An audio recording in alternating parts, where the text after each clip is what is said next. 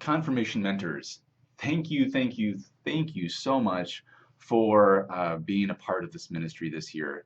I wanted to take 2 minutes and try to do this really informal, really hopefully short video to help you understand what is expected and to hopefully answer some of the frequently asked questions before we get to the orientation that we'll have on Ash Wednesday, which is coming up on Wednesday, February 26th.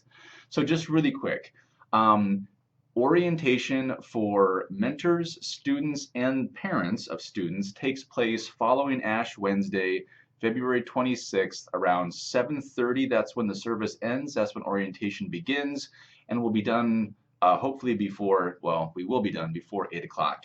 It's a time where students will be able to connect with you briefly, and you can connect with them. And I go over all of the expectations for mentors, parents, and students during that time together. So everybody hears the same thing and is on the same page. So we would ask that you be a part of that. If you can't, please let me know, and we can work through that without a problem. The other things that you need to know is that with this email, hopefully that you are watching this through a link, you also would have received the mentor list. So the students that you are paired with are on that. And some of you have more than others, and that's out of necessity of based on how many students we had versus how many mentors we had. And so thank you for again doing that. Here's what I would ask you to do with your students. You should have a contact information next to them. If you can please reach out before Wednesday to introduce yourself to maybe their parents or them, either through phone call or an email. If that's only available, that's fine. But make contact with them. Just reach out and say, hey, this is so and so. I'm your mentor this year. I look forward to meeting you. And let them know, ask them if they plan to be there on Wednesday, or if you can't be there on Wednesday, let them know that as well.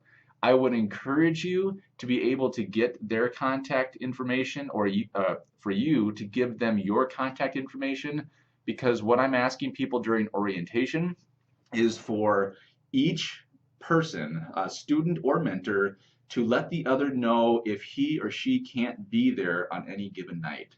That's a really important thing, and I want everybody to have a really good experience with this.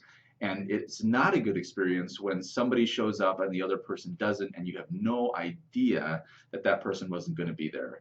So, like I said, you will see the list. Please reach out to the student on that list, letting them know who you are and whether or not ask them if they plan to be there on Wednesday so that you can meet up as part of that orientation.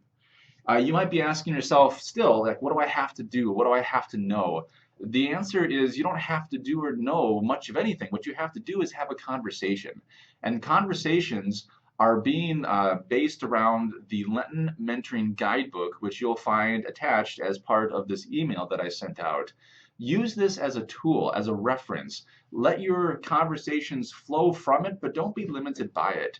You can absolutely go 100 different directions. If the conversation takes you there, go there, because at its core, this is about building relationships.